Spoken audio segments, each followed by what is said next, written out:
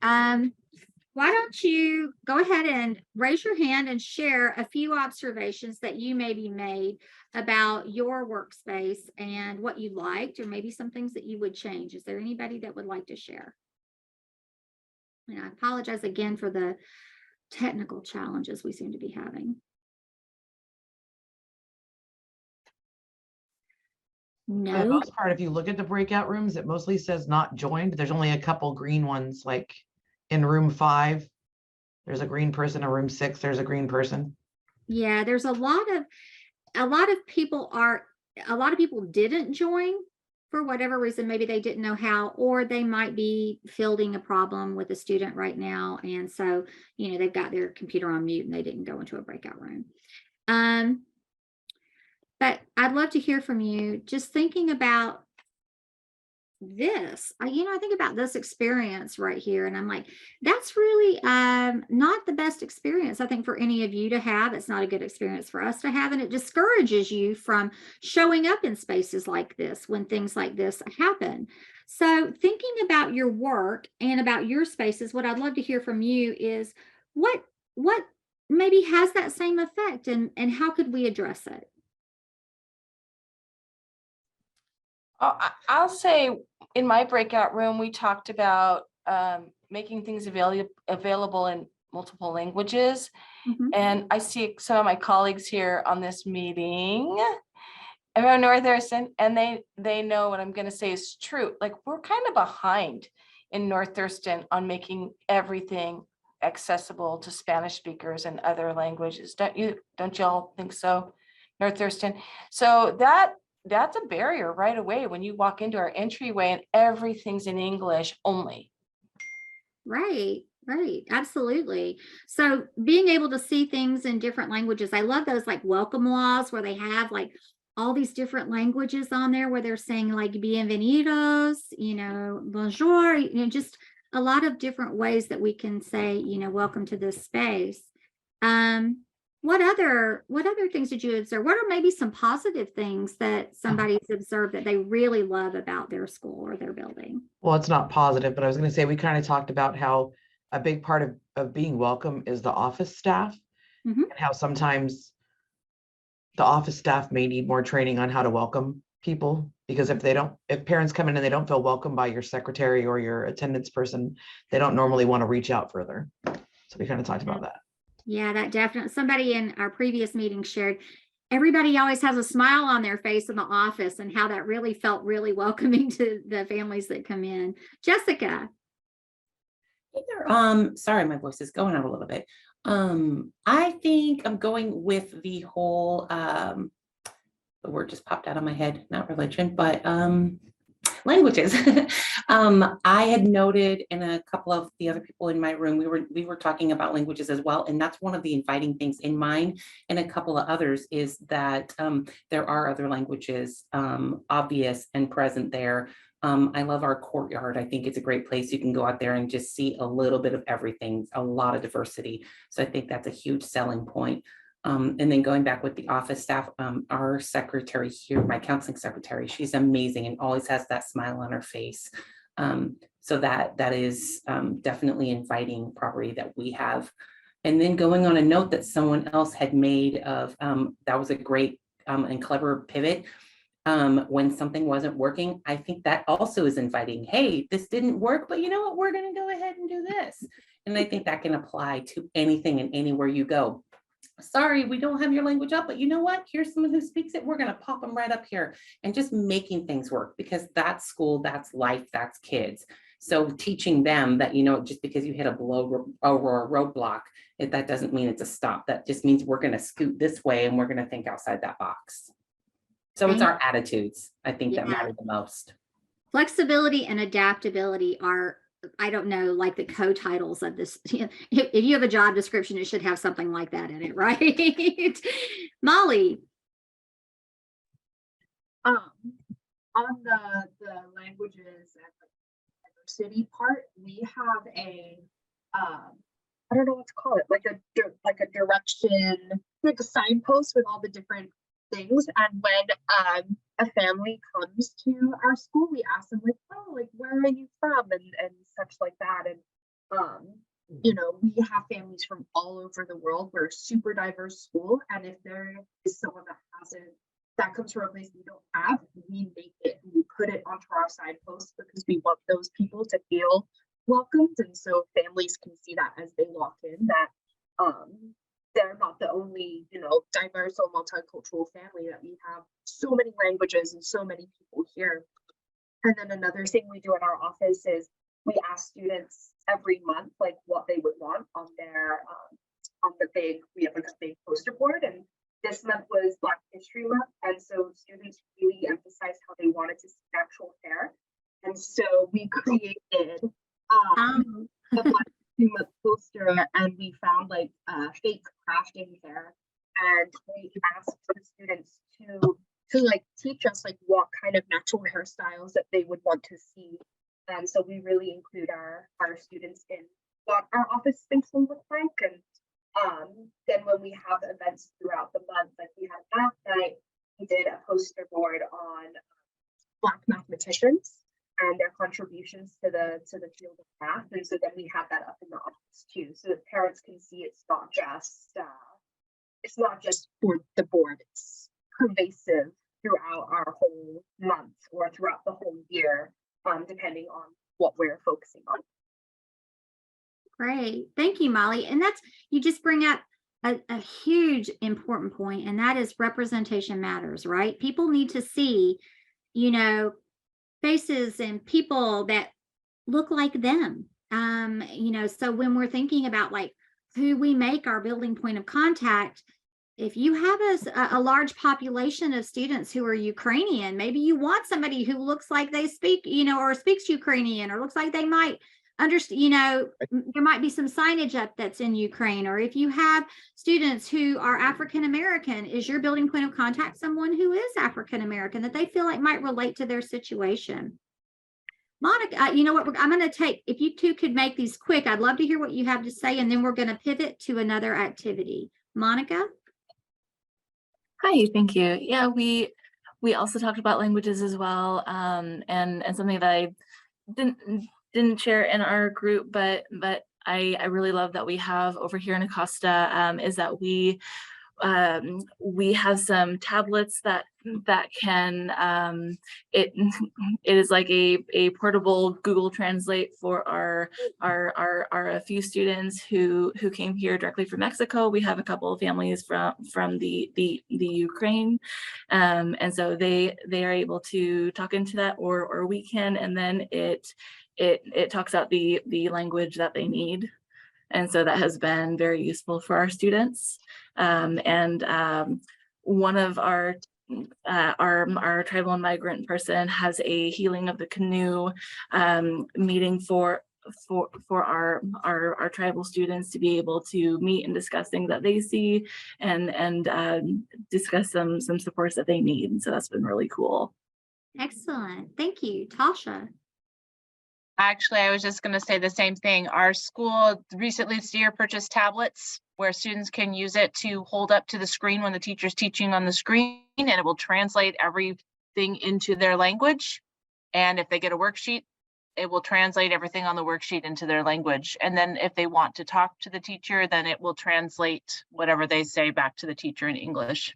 So yeah, it's been a super useful tool. We have one for every single classroom that has a student who isn't able to speak English fluently. Yeah, that's one. These are great tools. I'm so excited.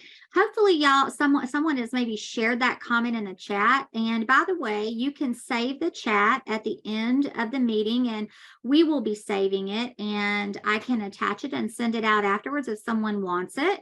But there's so many good comments, and we're going to talk actually at the very end of the training. So if y'all hang on until then, we'll show you how to save the chat for those of you that maybe don't know how to do that. And thank you, thank you for those great examples. We're going to pivot, and we're going to go on to talk briefly about the housing continuums. I'm going to pop my screen back up.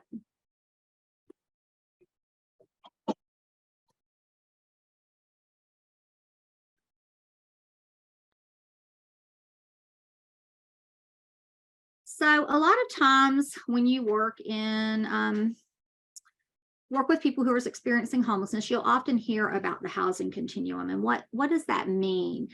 This is a graphic that came from, what is it, United Way of Halifax. And while it is Canadian, it actually is still very applicable here to the United States. And when we talk about the continuum, we're essentially talking about all the different like living situations that people might be in. And that continuum starts with homelessness, like the like the unsheltered homelessness. So maybe you're in a tent, you're in a car, you're, sleeping in your sleeping bag. Something like that would be considered unsheltered homelessness. And then we have shelters, and in shelters, there's a whole range. There's night to night shelter where you have to check in every single night. A lot of mission shelters are like this, where if there's a cot or a pad available, you get it for that night. And then like once it's full, there's no more room, they shut the door.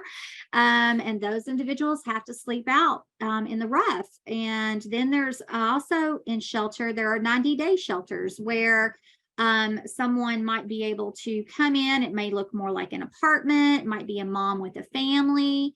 Or it could be a little bit longer term, which starts to transition into what we call transitional housing, which is you've got some case management services, but maybe you're renting a place, but the way that you're staying in there is you're receiving financial support that pays for the majority of your rent. So it'll pay for like the 70% of your rent, and you'll only pay for maybe 30, but you have case management services. And if you don't comply with those expectations of case management, then you could potentially lose that. So that's when we're talking about transitional, that's what we're talking about. One example of transitional.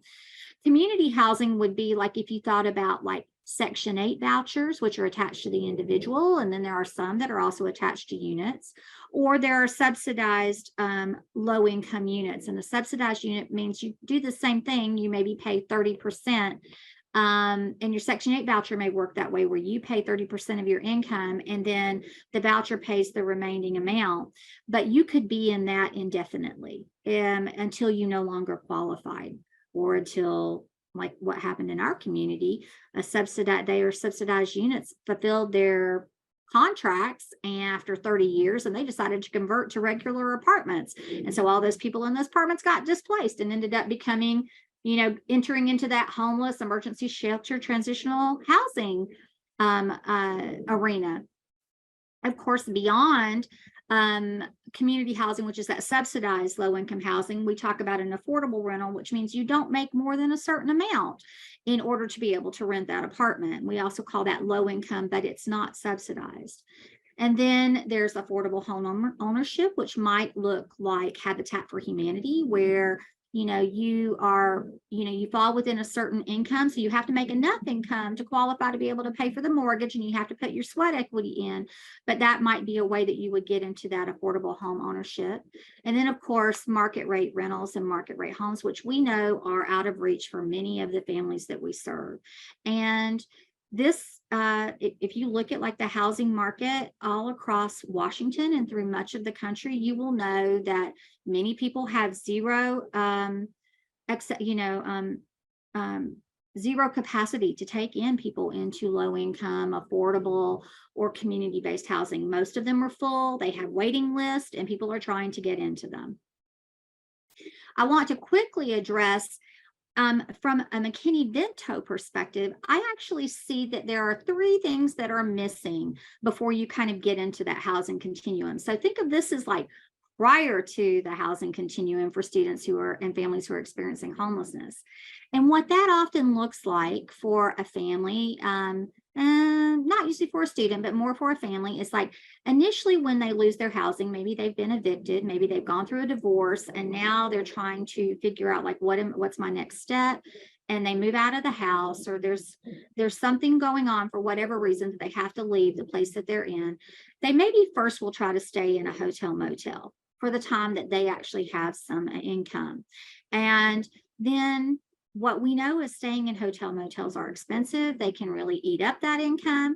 And then what they'll do is then maybe we'll progress into couch surfing with family members. Maybe mom and kids have come to stay with grandma, or brother or sister, sibling has come to stay with, their brother. And then that maybe looks a little bit more stable, like maybe they're there for a longer period of time. But then when those relationships start to come into, get conflicted and they're having a little bit of challenge, then maybe they move into like the couch surfing, where they're actually now moving from friend to friend to friend. And then they enter into that in their car and unsheltered homeless. It's like the beginning of the housing continuum that you just looked at. What we know is that the majority of our students, 75%, are actually in that doubled up with friends and family category. And it means that they're not really able to access some of those funds and programs that are available to families who are experiencing homelessness, because it doesn't meet that HUD definition of homelessness. Housing and Urban Development has a different definition of homelessness than McKinney-Vento does. And we have to remember that their goal is housing and McKinney-Vento's goal is education. So that's one of the reasons that there is a definitional misalignment, but there is a lot of work and advocacy that is ongoing and continuing to be done to try and get those definitions closer in alignment, because what we know is that money is tied to that. And so it's money that's not available to support our students and families.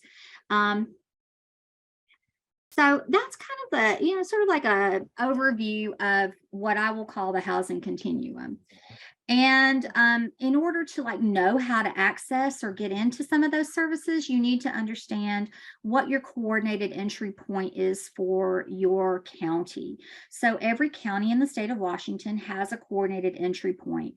In some places, it might actually be like the county provider itself, like their human service, social services, human services program, or it might be another organization like a Community Action, or it might be like Opportunity Council.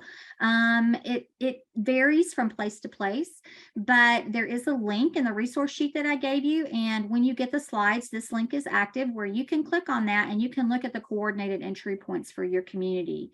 Now, sometimes they may take you to one thing. Don't stop there. If for some reason you feel like the connection didn't work, reach out to some of your teammates or colleagues to say, hey, what am I doing wrong? How can I connect this family to the, coordinated entry point? And then we talked about housing continuum, but I also want to mention that one of the best ways for you and or your liaison, or maybe you're a family advocate, to understand and know the resources is to be a member of your continuum of care for your county. So that would be like a group of practitioners who provide all kinds of social services, who get together and meet on some type of consistent basis. Maybe they meet quarterly, maybe they meet monthly. It just depends on the counties, but there is usually a continuum of care in every county, not to be confused with a housing continuum. The continuum of care might include, and I apologize for the jets. A continuum of care might include DSHS. It might include your food bank providers. It might include churches. It might include your Boys and Girls Club or after school programs. And of course, you as a school provider, other resource centers and things like that. But you should be familiar with where your shelters are and what population do they serve, because there are lots of shelters that have different criteria. So take, for example, in youth shelters, many of the youth shelters have a requirement that they can either shelter that 12 to 17 population, or they can shelter that 18 to 24 population. And they can't have them in the same space, mixing those two populations of students, for example. Or maybe it is a domestic violence shelter, and it has to be, they only take women with children under a certain age. And then if they have teenage males in their family, they may not be able to get in that shelter, and they may have to go to the youth shelter. It can be very complicated. Or maybe it is, like I mentioned, a night-to-night shelter where you come in and you can only be men over 18, or only women who are single. you just need to understand, like, for your community, what those shelters look like. And so that's a good segue into the next section, which is talking about what are the resources in your toolbox. Now, with the glitches that we happened in breakout rooms, I really wanted to dig more into this, but I'm going to show you what we've done is we've created a resource map in Padlet. And what I want to do is show you how to use this. And we're going to pick somebody to be a guinea pig to be able to do that. But first, I am sharing with you right now something that I also sent out. These are a bunch of resource categories. So when you think about, like, what are the resources that are available to the families that I'm working with? These are just all different levels of resources. Is it food? Is it like, do they need help with, maybe they're a grandparent and they don't know how to support their unaccompanied youth who's come to stay with them? Do they want to participate in extracurricular activities? How do we find employment services? You know, where can they get school supplies? How do they do their laundry, get a shower? So these are all these different categories. And what we're doing is we're trying to create a map of those resources. And this map is available to you on an ongoing basis. So for those of you that got my post email yesterday when I meant to send my pre-email, you will have actually got the links to this map, but I did recall it. So I think most of you didn't get it. And what we're going to do is we're going to use a tool called Padlet. So I'm going to stop. I'm going to stop sharing for a minute. Sorry, I have just pivoting all around here. So we're being flexible, practicing my adaptability. Minimize y'all for a second.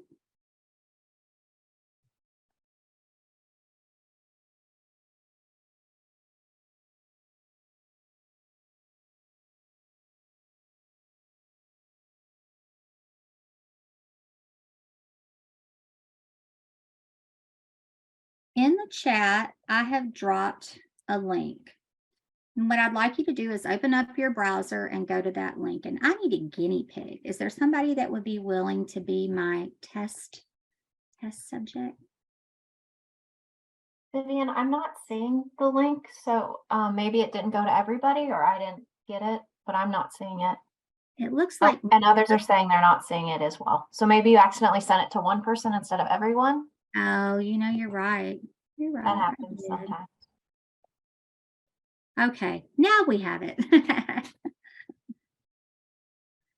And so when you click on that link, you're going to be asked for a password. The password is resources, no capital. So it's all lowercase resources. Tasha, are you willing to be my test subject? Oh, you're wonderful. Tasha, do you have the ability to share your screen? Oh, you're muted.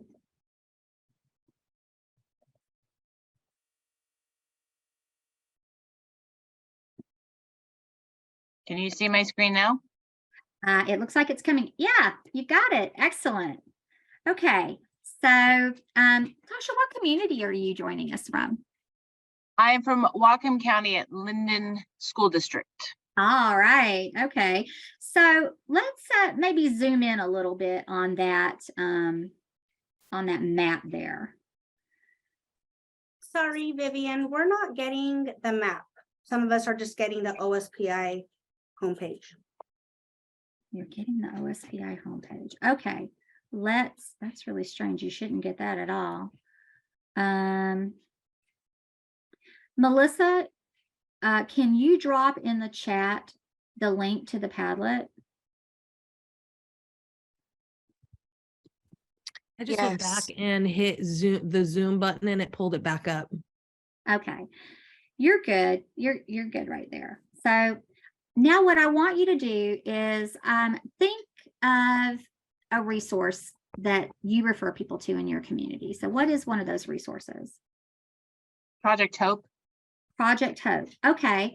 So you could look at those little pieces on there. Oh, look, someone has entered Project Hope. Okay, click on that. All right, What I want you to do is see those 3 little dots at the top of that little black box. Click on that. Click on Edit Post. Now, what I want you to do is in your browser, open up a new window. Keep this window open, but open up a new window up in the top in your browser bar where you have that little plus next to the pencil, all the way at the top. Yeah. You're going to open up a new window. You don't want to close this one though. Let's see here. Do you see the pencil at the very top of your Right screen? here? Hear that? That See says that? annotate. Oh, no, you don't want to annotate. Oh, you know what's happening? It's hidden. Mhm. Your screen is hidden. So what I wanted to show you how to do, so what's happening is you kind of have to pull what you're looking at down a little bit. So pull this down. Yeah, pull your whole map down. Can you pull the whole map down? You I have don't to have your thing on the toolbar in order to do it. How about that? Does that Well, work? No, you're back on it. You're in the right place. You're doing the right thing. Oh, you switched to, okay, you're on it now. You're in the right place. What I Okay. want you to do in your browser bar is search Project Hope, Lyndon.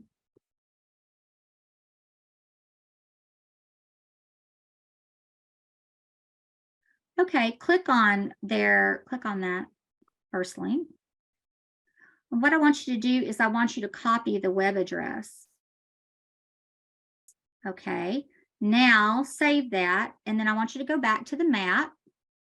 Let's see where you were, and this is why I'm wondering if you closed the map. So go back, I think you had it, go to the next one. Yeah, there you go. All right, that little orange thing in the middle that looks like a paper clip, can you click on that? Paste your link right up there in that top bar and hit that little return arrow at the end. There you go. And what it's going to do is it's going to load the link. And now down at the bottom, what you should see, if you'll scroll down a little bit, is write something fantastic. What is it? What is something that Project Hope does for your community?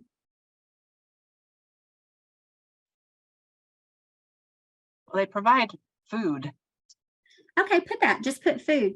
They Food provide food, diapers, any household items that anyone could possibly need. Okay, so I would just put that food, diapers, household items. And then I want you to click update. Okay. Provide, not project.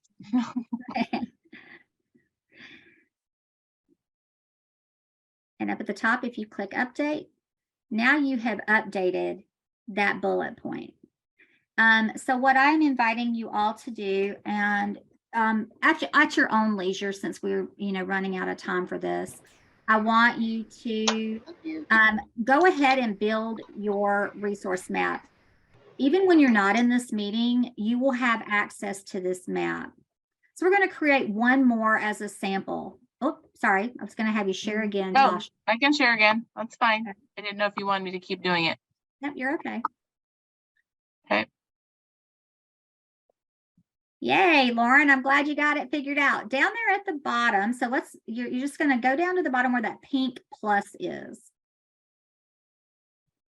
On the right-hand side of your screen, go all the way over to the right-hand side. And you should have a pink plus. You may be covering it with your, no, you don't have to move your map. It actually is just a, are you allowed to post this map to your school? The link, and you could, I would be hesitant to do that. Maybe I would suggest is that you download a list of resources, and I'm going to show you how to do that. So what I want you to do is type in there Ryan's house. Okay, click that first one, Ryan's house, State Route 20, Cookville. Okay, we're going to do another link. So go back up there where you searched for Project Hope's toolbar, and this time you're going to search for Ryan's house. And you can click on that first one. And then, yes, click there. Again, save it, Okay. go back to your, you figured it out, and add the link. And then down there where you tap a description, you could put use shelter 18 to 24. They do more, but that's one thing that they do. And that's what we're just going to put in there for now.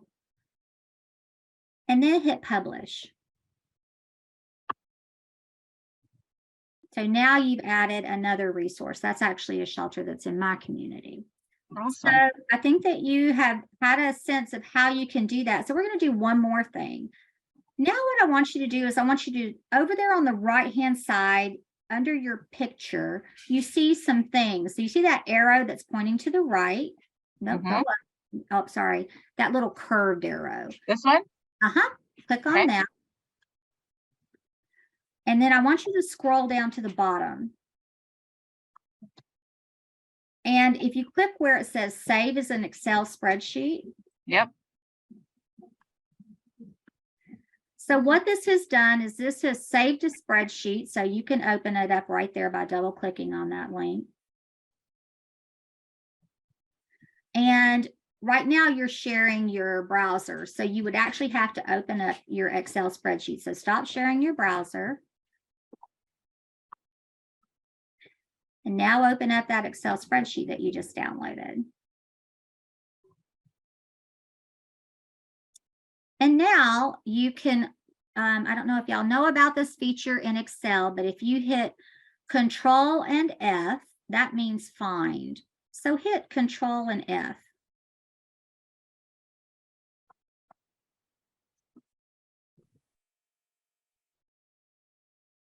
What? Did it not work? Control. I don't know. You exited. Okay. Yeah, I don't know why it did that. That's weird. It's okay. So anyhow, what you can do now that you have that Excel spreadsheet, you can organize it so that you maybe just save the information that is relevant to Linden in your situation. I work for the state, so I'm going to keep it all. But what I can do is I can do things like sort my sheet according to location. And then I could hit Control F and I could type in something like housing, and it would allow me to search for like housing opportunities in that area. So that's one thing that you can do, or you can go back to the map. You can look at the map of your area and you can click on those little pins and you can find different resources that are in your community.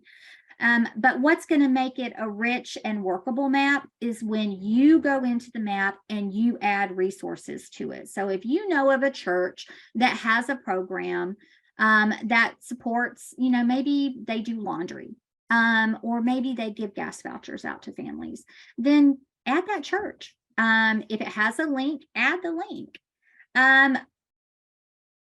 So you are editing, you're always live editing this. If you post it to your website, everybody can live edit it.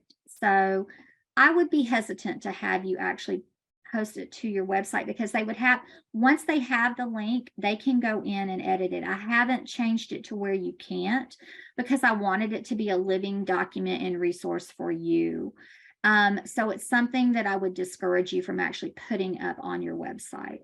I would use the Excel spreadsheet to generate a list of resources, and that is what I would share on a website, is that list of resources that you generated.